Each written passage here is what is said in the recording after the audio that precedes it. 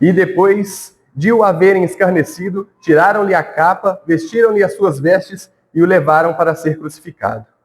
E quando saíam, encontraram um homem sirineu chamado Simão, a quem constrangeram a levar a cruz. E chegando ao lugar chamado Gólgota, que se diz lugar de caveira, deram-lhe de beber vinagre misturado com fel, mas ele, provando, não quis beber. E, havendo-o crucificado, repartiram as suas vestes, lançando sortes, para que se cumprisse o que foi dito pelo profeta. Repartiram entre si as minhas vestes, e sobre a minha túnica lançaram sortes. E assentados o guardavam ali, e por cima da sua cabeça puseram a escrita da sua acusação: este é Jesus, o Rei dos Judeus. E foram crucificados com ele 2 salteadores, um à direita e outro à esquerda. E os que passavam blasfemavam dele, meneando as cabeças e dizendo: tu que destróis o templo e em 3 dias o reedificas, salva-te a ti mesmo. Se és filho de Deus, se és filho de Deus, desce da cruz. E da mesma maneira também os principais sacerdotes com os escribas e anciãos e fariseus, escarnecendo, diziam: salvou os outros e a si mesmo não pode salvar-se. Se é o rei de Israel, desça agora da cruz e creremos nele. Confiou em Deus, livre-o agora, se o ama, porque disse: sou filho de Deus. E o mesmo lhe lançaram também em rosto os salteadores que com ele estavam crucificados. E desde a hora 6ª houve trevas sobre toda a terra, até a hora 9ª. E perto da hora 9ª, exclamou Jesus em alta voz, dizendo: Eli, Eli, lama sabactani. Isto é, Deus meu, por que me desamparaste? Meus irmãos, vou fazer uma breve oração. Senhor, nosso eterno Deus e nosso Papai, querido Deus eterno, Deus do amor, o Deus da aliança, o Deus santo. Papai, diante da sua palavra nós nos encontramos nessa manhã e eu imploro ao Senhor que fale por meio da tua palavra nos nossos corações, Papai, gerando arrependimento, transformação de vida e escancarando a figura do Cristo ressurreto que morreu na cruz para nos salvar, Papai. Que o Senhor possa me usar nesta manhã e que todos possamos, Papai, em uma só voz, adorar o teu santo e precioso nome. No nome de Jesus. Amém. E temos aqui a história da crucificação do nosso Cristo. O dia de maior sofrimento de toda a história. Jamais existiu em todo o mundo sofrimento maior do que o sofrimento que Jesus Cristo passou. E nós vamos tentar compreendê-lo hoje de uma forma diferente ou interessante. Até o final do culto nós vamos entender por que esse foi o maior sofrimento de toda a história e por que desse acontecido ser o fato também, meus irmãos, mais importante de toda a história. Vamos percorrer, inclusive, a Bíblia. Peço que os irmãos mantenham as escrituras abertas para a gente poder fazer a leitura juntos, não só dos evangelhos, mas também dos profetas do Antigo Testamento. Toda a Bíblia, ela gira em torno de Jesus. E nos nossos estudos bíblicos aqui ao domingo, passado pelo presbítero Tiago, nós temos visto o panorama do Antigo Testamento, a figura de Jesus Cristo no Antigo Testamento. E nós vamos identificar isso hoje, meus irmãos. Aqui em Mateus 27, obrigado.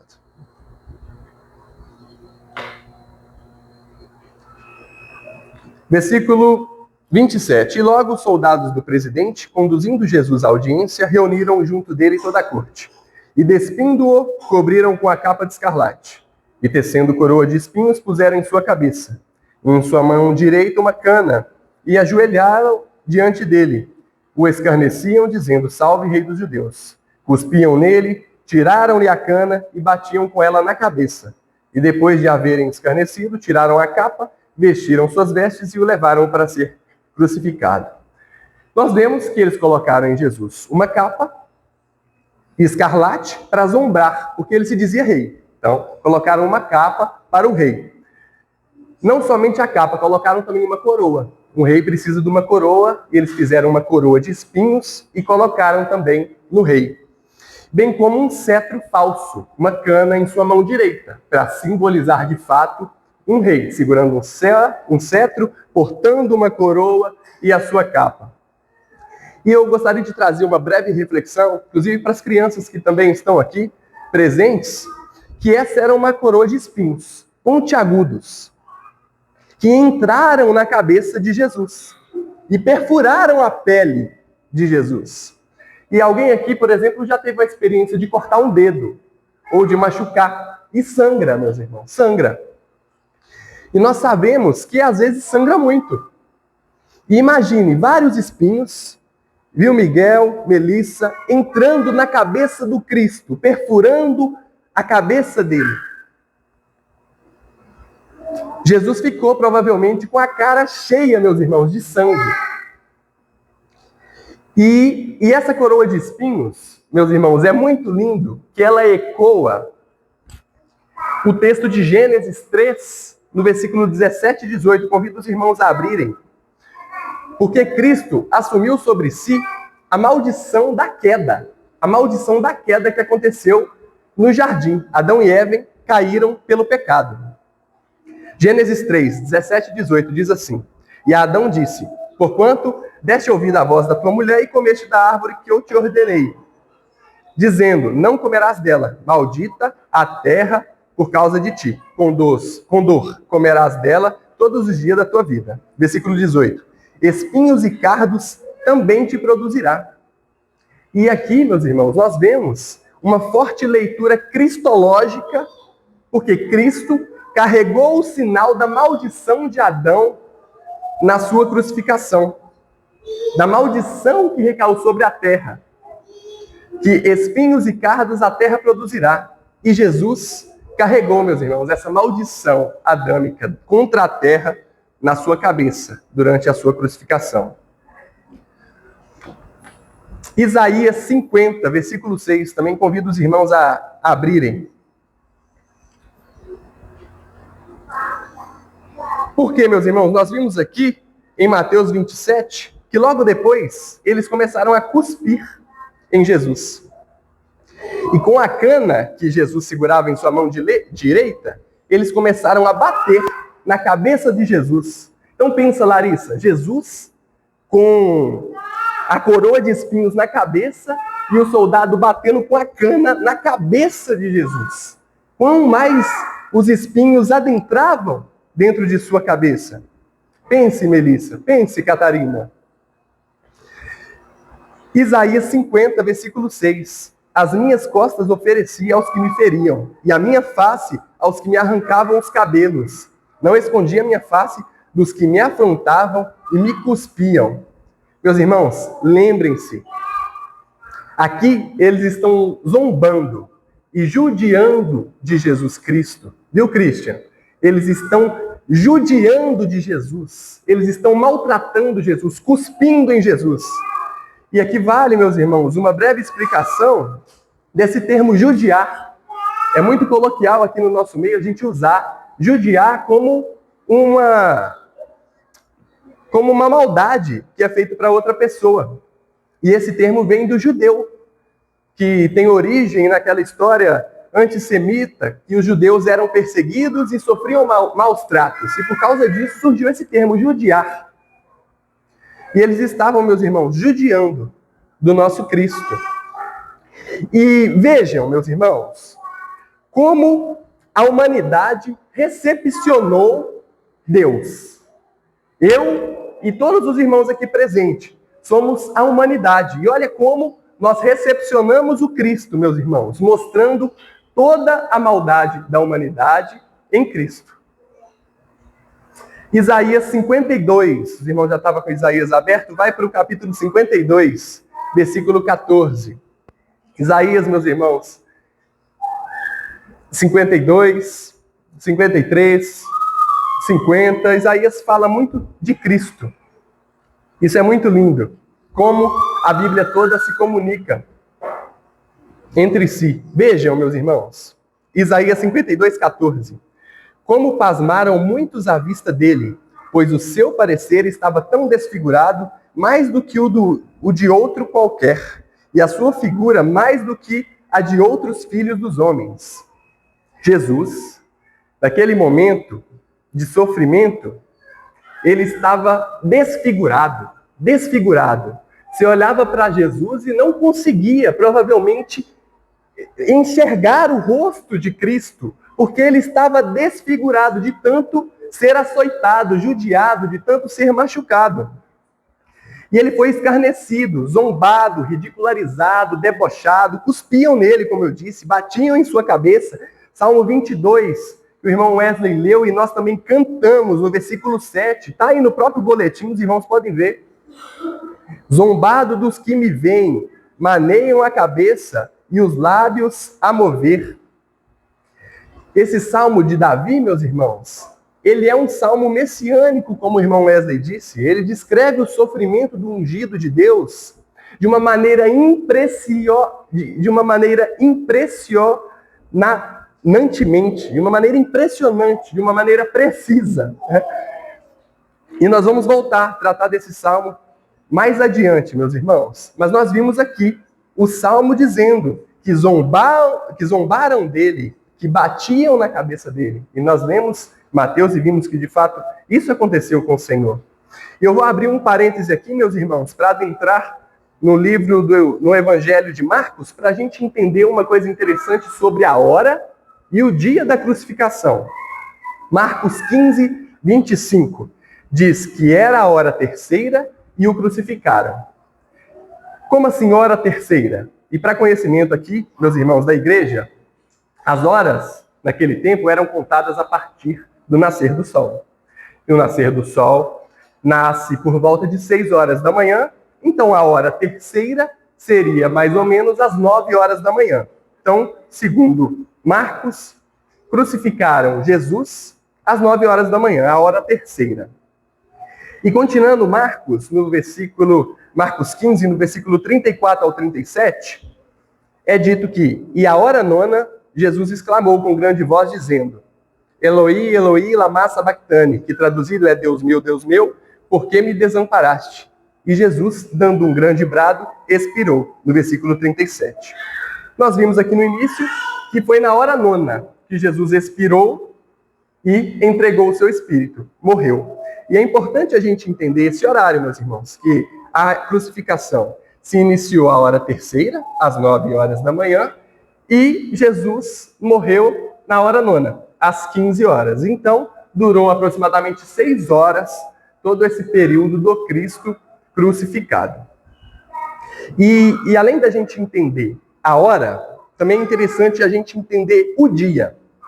Por quê? Jesus, ele celebrou a ceia do Senhor com os seus discípulos no dia da Páscoa, que foi numa quinta-feira. E o que era celebrado após a Páscoa? Os conhecedores aqui da Bíblia, do Antigo Testamento. Os judeus, depois da Páscoa, comemoravam a festa dos pães ázimos. Levítico 23. Eu convido os irmãos a abrirem a palavra do Senhor. Levítico 23, versículo 5 e versículo 6.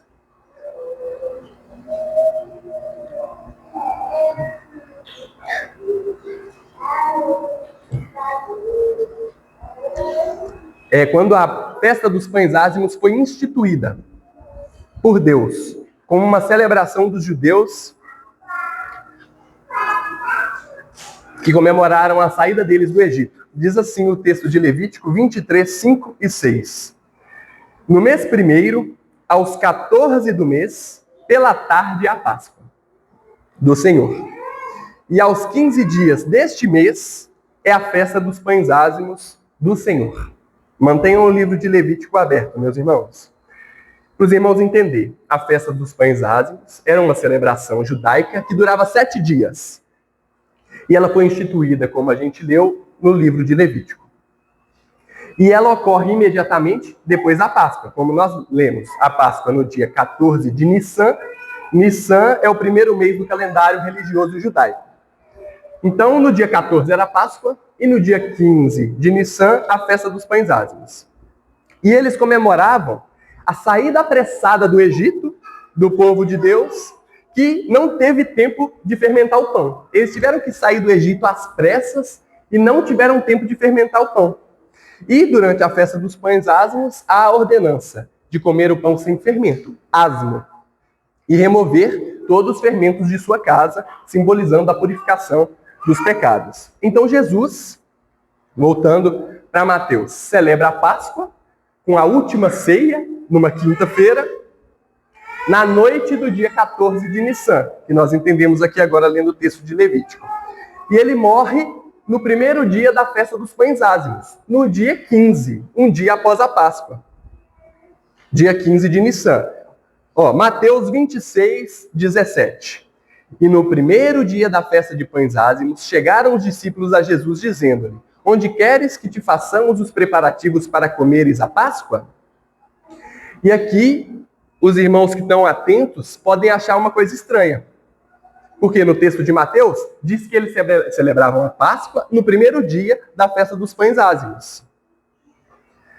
Mas, lembrem-se, como eu expliquei a questão da hora, o dia era contado conforme o nascer do sol. Então, de um pôr do sol até o outro pôr do sol, que era considerado um dia. O dia judaico, ele é contado assim. Ou seja, os discípulos prepararam a Páscoa, e inclusive foi a Santa Ceia, os irmãos conhecem, prepararam a Páscoa no dia 14, e ao anoitecer, eles cearam, e como o sol já havia se posto, já era considerado dia 15, primeiro dia da festa dos pães ázimos. Eu não sei se ficou claro para os irmãos, mas na quinta-feira, eles celebraram a Páscoa, na noite da quinta, eles celebraram a ceia do Senhor, Jesus celebrou a ceia com seus discípulos, e na sexta-feira, ele foi crucificado. Então, na tarde do dia 14, sacrificaram o cordeiro e cearam. Essa é a Páscoa judaica, viu, meus irmãos? No pôr do sol, que começa às 15 horas até às 18, o início do pôr até às 18 horas, à noite eles celebraram a Santa Ceia do Senhor. De madrugada houve o Getsemane e a prisão de Jesus Cristo. E de manhã, tarde, como nós vimos, das 9 às 15, houve o julgamento e a crucificação do nosso Senhor. Então, voltando para a festa dos pães ázimos. No primeiro dia da festa dos pães ázimos, o povo judeu se reunia no templo e cultuavam a Deus pela libertação do Egito. Então, volta para o livro de Levítico 23, versículo 7. No primeiro dia tereis santa convocação, nenhum trabalho servil fareis. Então, no primeiro dia da festa de pães ázimos, foi instituído por Deus uma santa convocação. Então, no primeiro dia da festa de pães ázimos, os judeus se reuniam e cultuavam ao Senhor em gratidão à libertação deles do Egito. Os irmãos estão comigo. E por que isso é importante para nós? Enquanto Jesus estava sendo crucificado, meus irmãos, como a gente viu na sexta-feira, enquanto Jesus estava sendo crucificado, o povo de Israel estava reunido no templo em Jerusalém, celebrando a libertação do Egito, cultuando ao Senhor. E Jesus e seus discípulos celebravam a festa dos pães ázimos. Em Lucas 22, versículo 7, diz assim: chegou, porém, o dia dos ázimos, em que importava sacrificar a Páscoa. Então, Jesus era judeu, bem como os seus discípulos, e eles tinham o costume de celebrar a Páscoa e também a festa dos pães ázimos. E durante essa celebração, como eu disse, o povo judeu estava reunido no templo, cultuando ao Senhor pelo que Deus fez, libertando-os da terra do Egito. E durante essa celebração, Jesus estava sendo morto. A festa da libertação da escravidão estava acontecendo, meus irmãos, no templo, sem a figura do libertador, porque nós sabemos que quem libertou o povo do Egito foi Jesus Cristo. E, por fim, meus irmãos, durante essa crucificação de Jesus, de manhã e de tarde, os judeus estavam oferecendo sacrifícios a Deus por meio dos sacerdotes levitas. Levítico 23, 8. Continuando a instrução de Deus para que o seu povo celebrasse a festa dos pães ázimos. Mas 7 dias oferecereis oferta queimada ao Senhor. Então era costume do povo judeu celebrar a festa dos pães ázimos em gratidão a Deus pela libertação do povo do Egito E nesse momento de culto, de santa convocação do povo no templo, eles ofereciam sacrifícios a Deus.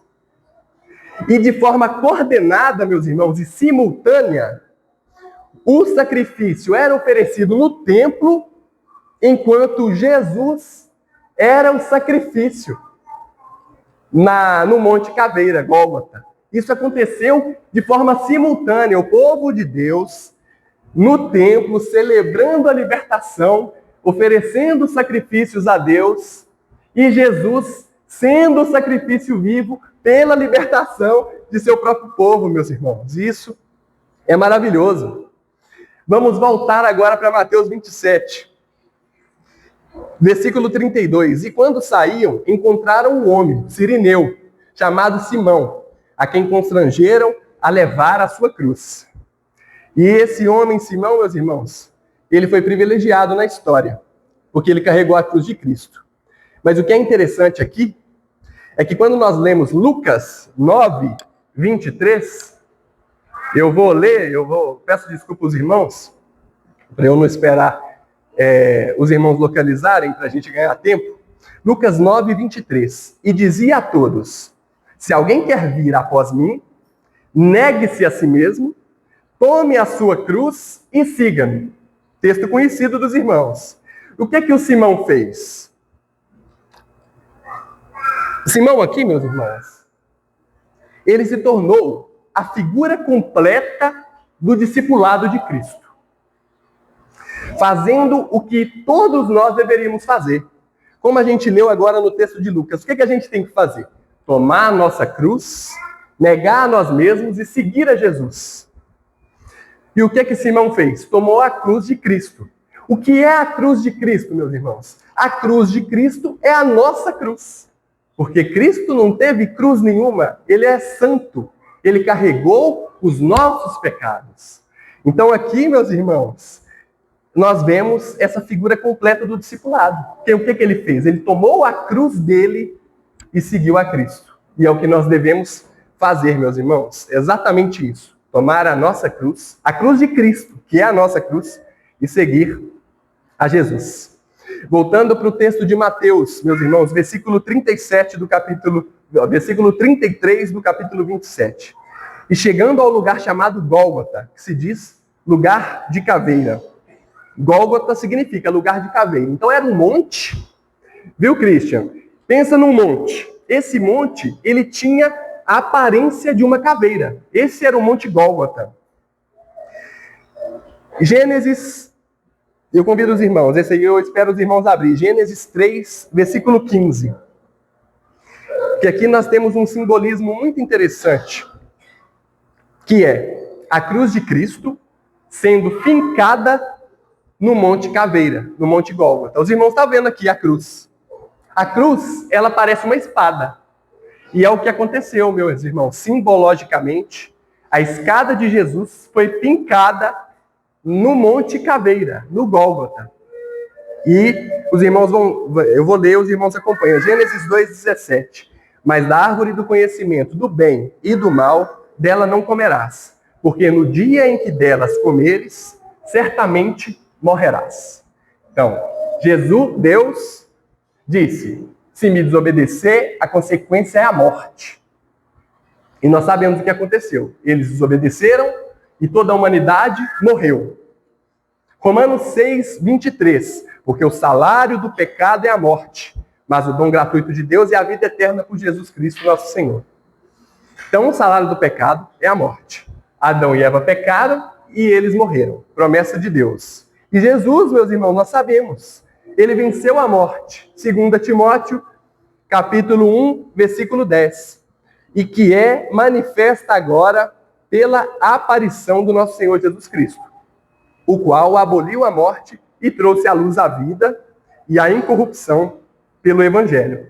Então, Jesus venceu o pecado, venceu a morte. E nós vemos esse simbolismo que eu disse, meus irmãos. A cruz de Cristo como uma espada sendo cravada no Monte Caveira, sendo cravada na morte, sendo cravada no pecado. Voltemos para Mateus 27, versículo 34. Deram-lhe a beber vinagre, misturado com fel, mas ele, provando-o, não quis beber. E no Salmo 69, versículo 21, diz assim: deram-me fel por mantimento, e na minha sede me deram vinagre, me deram a beber vinagre. Então, mais um salmo relatando algo que aconteceu com o nosso Senhor, assim como nós já lemos no Salmo de número 22, meus irmãos. Voltemos para Mateus 27, versículo agora de número 35. E havendo-o crucificado, repartiram as suas vestes, lançando sortes, para que se cumprisse o que foi dito pelo profeta. Repartiram entre si as minhas vestes, e sobre a minha túnica lançaram sortes. Voltemos para o Salmo 22, que nós cantamos e que nós lemos, meus irmãos. Versículo 18, está aí no boletim. Repartem minhas vestes, e a túnica, porém, sobre ela, todos eles a sorte vão lançar. Mais uma vez, o Salmo messiânico, relatando exatamente o que aconteceu com Cristo Jesus, o nosso Senhor. Voltemos para Mateus 27, versículo de número 37. E por cima da sua cabeça puseram escrita a sua acusação. Este é Jesus, o Rei dos Judeus.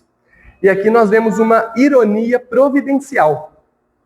O que era uma acusação torna-se agora uma proclamação da verdade. E João acrescenta um detalhe único, meus irmãos, nesse texto. João 19, 19 e 20.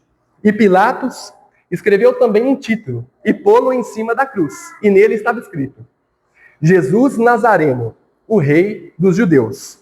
E muitos dos judeus leram este título, porque o lugar onde Jesus estava crucificado era próximo da cidade. E estava escrito em hebraico, grego e em latim. E isso simboliza, meus irmãos, o senhorio universal de Cristo. Que as pessoas que estavam presentes, mesmo que falassem outras línguas, conseguiam enxergar que aquele era Jesus, o Rei dos Judeus. Mateus 27, agora versículo de número 38. E foram crucificados com ele 2 salteadores, um à direita e outro à esquerda. E em Isaías 53, nós vemos essa profecia, meus irmãos, no versículo 12. Por isso lhe darei a parte de muitos, e com os poderosos repartirá ele o despojo, porquanto derramou a sua alma na morte, e foi contado com os transgressores. Mas ele levou sobre si o pecado de muitos e intercedeu pelos transgressores. Então nós vemos em Isaías afirmando que Jesus foi contado com os transgressores, estava no meio dos transgressores.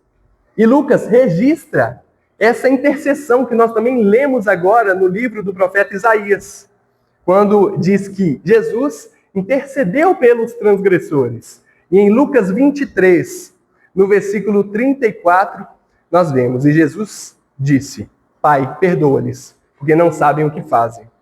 Lucas 23, versículo 43. E disse-lhe Jesus: em verdade te digo que hoje estarás comigo no paraíso. Então Lucas registra essa intercessão de Jesus pelos transgressores, inclusive a salvação de um deles, que naquele mesmo dia estaria com Cristo no paraíso. Voltando para Mateus, meus irmãos, no capítulo 27, versículo 39 até o 44. E os que passavam blasfemavam dele, maneando as cabeças, e dizendo: Tu que destróis o templo, e em 3 dias o reedificas, salva-te a ti mesmo. Se és filho de Deus, desce da cruz. E da mesma maneira também os principais sacerdotes, com os escribas e anciãos e fariseus, escarnecendo, diziam: Salvou os outros, e a si mesmo não pode salvar-se. Se é rei de Israel, desça agora da cruz, e creremos nele. Confiou em Deus, livre-o agora, se o ama, porque disse: Sou filho de Deus. E o mesmo lhe lançaram também em rosto os salteadores, que com ele estavam crucificados. Voltemos para o Salmo de número 22, meus irmãos. Versículos 7 e 8. Podem olhar no boletim.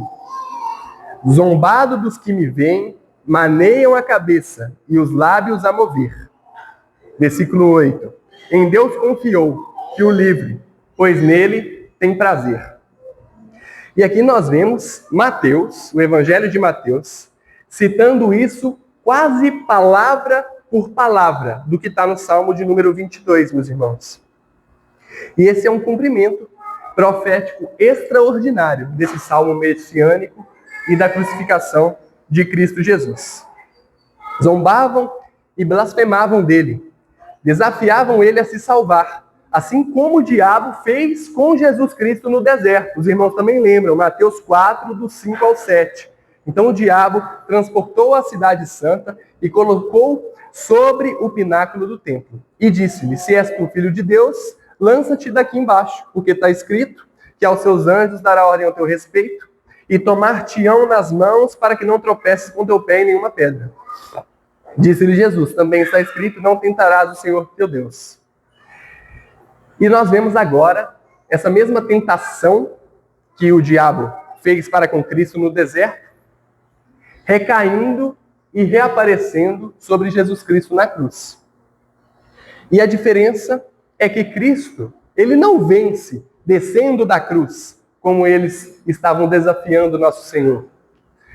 Cristo vence permanecendo na cruz, meus irmãos. E aqui nós vemos mais uma vez a podridão da raça humana, a imundícia da criatura, a nossa sujeira escancarada, gozando a todo momento do próprio Deus.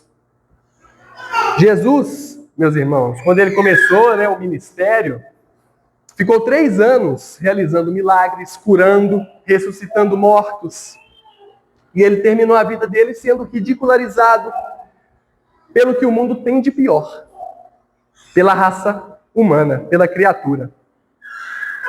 Voltemos para Mateus 27, versículo 45.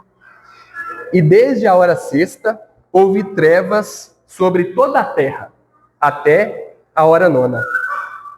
Os irmãos entenderam a explicação da hora, os irmãos já entendem. A hora sexta é meio-dia. O sol nasce às 6, mais 6, meio-dia. E a hora 9, 15 horas da tarde, o horário que tecnicamente Jesus morreu. E nós vimos que da hora sexta até a hora 9 houve trevas, meus irmãos. Era de meio-dia, tudo ficou escuro. E no texto de Amós, e nós já passamos pelo livro do profeta Amós no nosso estudo de domingo, Amós 8, versículo 9 diz assim, e sucederá que naquele dia, diz o Senhor Deus, farei que o sol se ponha ao meio-dia e a terra se entenebreça no dia claro. E o conceito, a descrição desse texto de Amós, nós vemos um julgamento de Deus sobre o reino do norte de Israel, devido à iniquidade e à injustiça social e à corrupção que eles praticavam. Então Deus, em sua justiça, ele providencia o julgamento desse povo e afirma que de meio-dia para frente a terra ficaria escura, o sol iria se pôr. E em Êxodo, meus irmãos, lá no capítulo 10, no versículo do 21 até o 23, é narrada a 9ª praga do Egito. Os irmãos também conhecem bem, eu vou ler.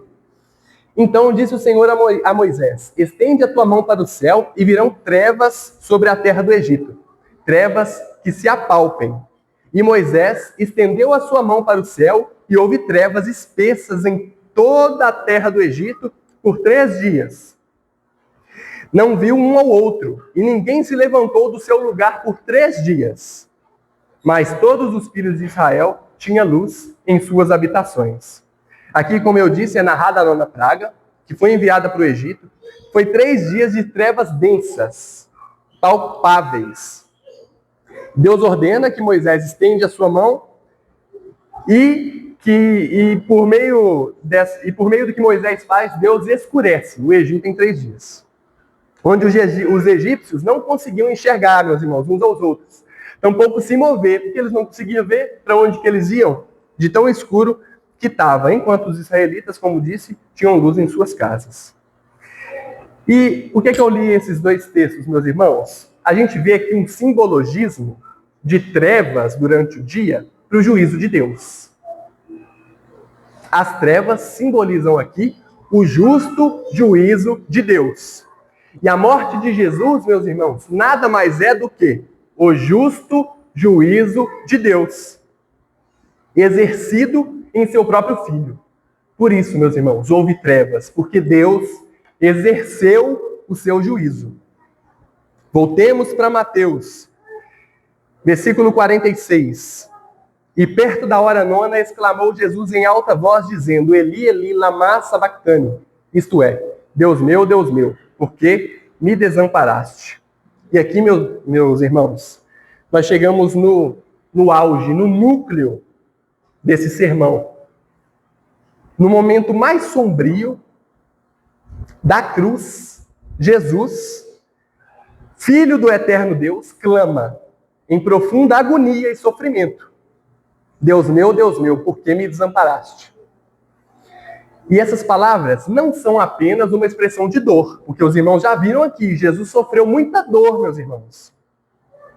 Mas aqui nós vemos uma revelação que vai além da dor que Jesus sofreu.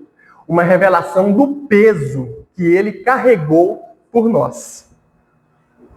Na cruz, ele não foi apenas um exemplo de sofrimento. Ele se fez pecado por nós. Como diz as Escrituras em 2 Coríntios 5:21. Aquele que não conheceu o pecado, o fez pecado por nós, para que nele fôssemos feitos justiça de Deus. Então Jesus se fez pecado.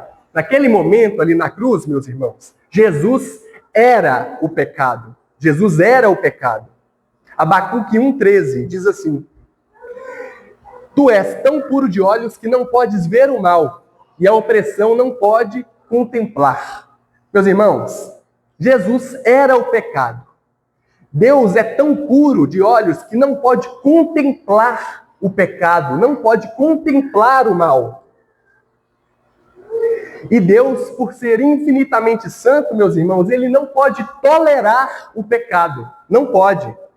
Por esse motivo, na cruz, Cristo experimenta a separação que nós merecíamos, sofrendo o juízo de Deus em nosso lugar. Jesus, ele é aquele, meus irmãos, que bebeu o cálice da ira de Deus. Em Mateus 26:39, a gente vê palavras de Jesus: Meu Pai, se é possível, passe de mim esse cálice. Todavia, não seja como eu quero, mas como tu queres. E na cruz, meus irmãos, o cálice não foi passado. Jesus esvaziou o cálice da ira de Deus, bebendo até a última gota. E ele sofreu, meus irmãos, a ira de Deus, porque ele era o próprio pecado. Voltemos, Isaías 53:10. Todavia ao Senhor agradou moê-lo, fazendo-o enfermar. Ele foi abandonado por Deus, meus irmãos, e Deus agradou moer Jesus. De todas as mutilações, todas as dores, as zombarias, as vergonhas, tudo que Jesus sofreu, nada foi pior do que o abandono pelo seu próprio Pai. Isso é pior, foi o pior, meus irmãos. Foi pior do que a dor da coroa de espinhos, do que os cuspes, do que a zombaria, do que os pregos, o abandono. Foi o auge, foi o pior. E em Levítico, meus irmãos, 16, do 21 ao 22, nos é apresentado uma festa, o dia da expiação, um dia anual de purificação, de arrependimento e de conciliação do povo de Israel com Deus. Eu vou ler, Levítico 16, 21 a 22.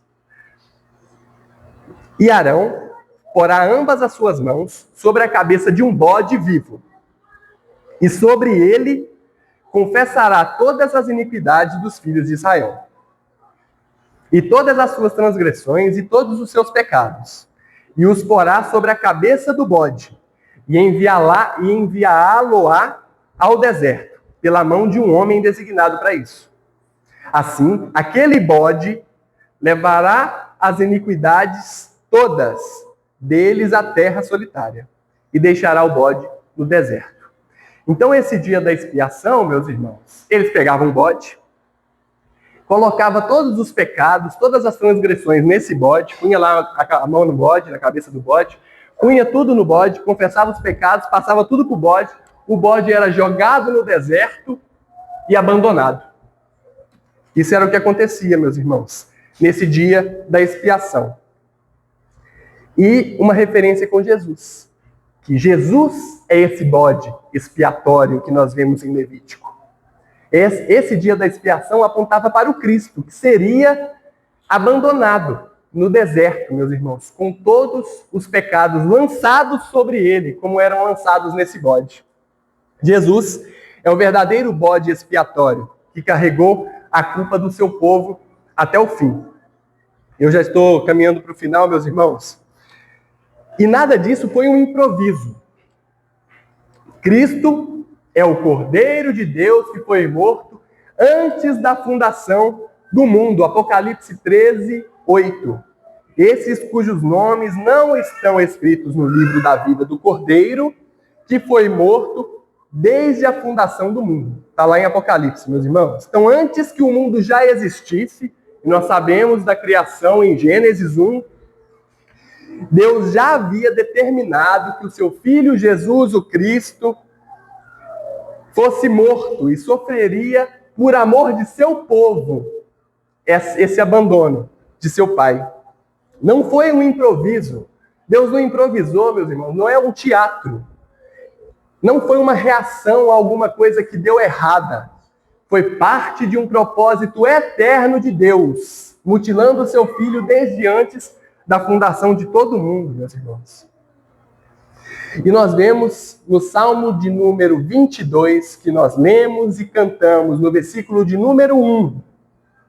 Deus, meu, por que me desamparaste? Esse texto está no Salmo 22, no versículo 1. E é exatamente, meus irmãos, esse texto descrito por Davi, que Jesus disse, como a gente leu em Mateus 27, na cruz, antes de ser morto. Deus, meu, por que me desamparaste, me abandonaste? E aqui nós vemos, meus irmãos, que Jesus mostrou ali na cruz com essas palavras, que nada é acidental, que nada é improvisado, meus irmãos, que é a plenitude de uma profecia, de algo que já estava determinado. Ele é o Messias prometido, que através do sofrimento e de uma aparência derrota, porque ele morreu na cruz, ele realizou a maior vitória de toda a história e de redenção do seu santo povo. Nós vemos Cristo, meus irmãos, suportando o juízo devido ao pecado do seu povo. E eu já vou concluir fazendo a leitura do texto de Isaías 53. Peço que os irmãos abram, por favor. Isaías 53, versículo 4 até o 6.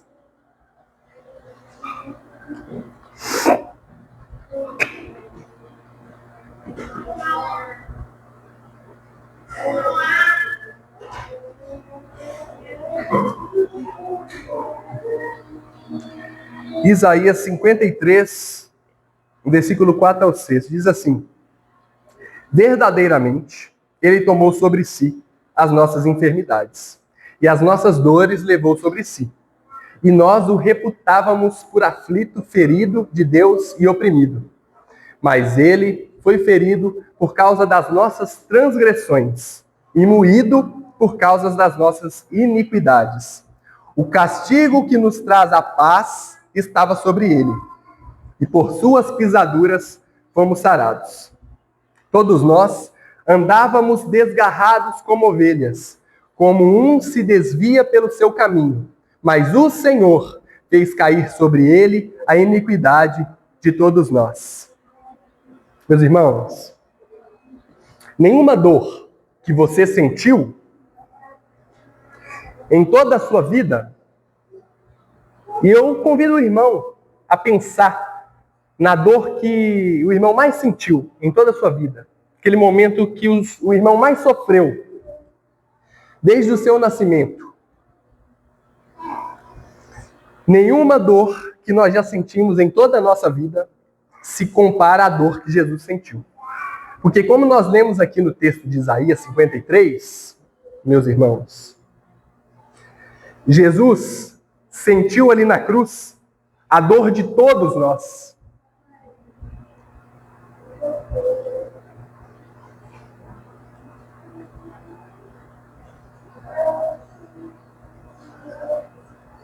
Versículo 4. Ele tomou sobre si as nossas enfermidades, as nossas dores.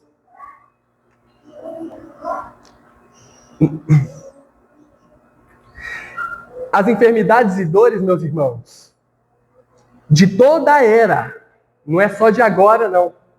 De toda a história que o mundo foi criado, meus irmãos. Tudo ao mesmo tempo recaiu sobre Jesus.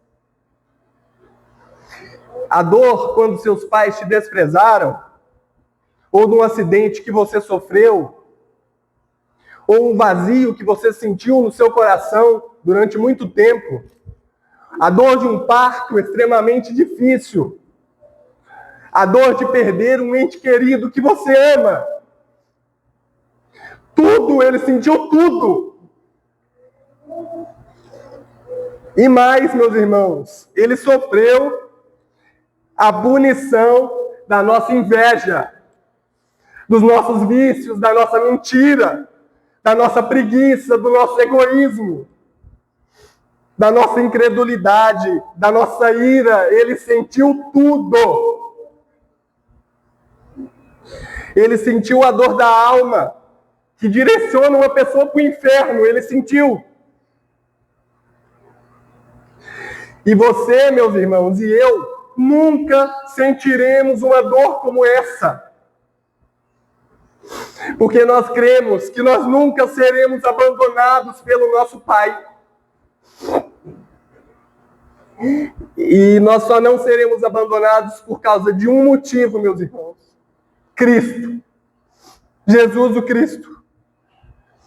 E o que nós vamos fazer diante de todo esse sofrimento de Jesus? Nós vamos continuar do mesmo jeito? Pecado, meus irmãos, é algo sério. Ele é a prova, meus irmãos, de que todo esse inenarrável sofrimento que Jesus sentiu, que isso tudo recaiu sobre ele por causa do pecado. Nós só podemos fazer uma coisa, meus irmãos: nos render a esse Jesus Cristo, que suportou a ira de Deus, para que nós recebêssemos a graça de Deus, que é de graça. Ele foi separado para que fôssemos reconciliados com Ele. Então, meus irmãos, eu vou ler Romanos 8:1, porque agora nenhuma condenação há para os que estão em Cristo Jesus, que não andam segundo a carne, mas segundo o Espírito. Então hoje, você, meus irmãos, e eu, que cremos nele, saibamos, não há condenação para nós, por causa de Cristo. João 14:16. Disse-lhe Jesus: eu sou o caminho, a verdade e a vida. Ninguém vem ao Pai se não for por mim. Só existem dois caminhos, meus irmãos: o caminho da vida e o caminho da morte. João 3,16, porque Deus amou o mundo de tal maneira que deu seu Filho unigênito para todo aquele que nele crê não pereça, mas tenha a vida eterna. Então, meus irmãos, creia em Cristo, contemple a cruz e contemple o custo, o preço que foi pago nessa cruz, meus irmãos, e que possamos adorar a Deus, adorar o Cristo, vivendo em gratidão eterna pelo que Ele fez por nós, nos santificando a cada dia, mortificando os nossos pecados. Jesus bradou, meus irmãos, na cruz, para que tivéssemos paz para sempre. Eu convido os irmãos a ficarem de pé. Eu vou orar e nós cantaremos juntos mais uma vez a parte final do Salmo de número 22. Senhor, nosso eterno Deus e nosso Papai querido, Deus Santo, Deus amado, nós contemplamos, Papai, o Cristo na cruz, que bradou, ó Deus, e deu o seu último suspiro, sendo o próprio pecado, para nos salvar, Papai, pecadores que somos. Eu imploro ao Senhor, Papai, que a sua mensagem adentre dentro dos nossos corações e que alcance também cada criança aqui presente, Papai. Que todos possam, Papai, reconhecer Jesus Cristo como o único e suficiente Salvador de suas vidas e buscarem ter uma vida santa, não para alcançar salvação, mas em gratidão ao que o Senhor fez por nós, Papai. Ajuda, Papai, as crianças e também as famílias, Senhor. Todos nós a termos uma vida mais santa, para a tua honra e para a tua glória, Deus. Obrigado. Obrigado por nos salvar, Pai. Te adoramos e bendizemos por meio dele o bode expiatório maravilhoso, Senhor. Amém.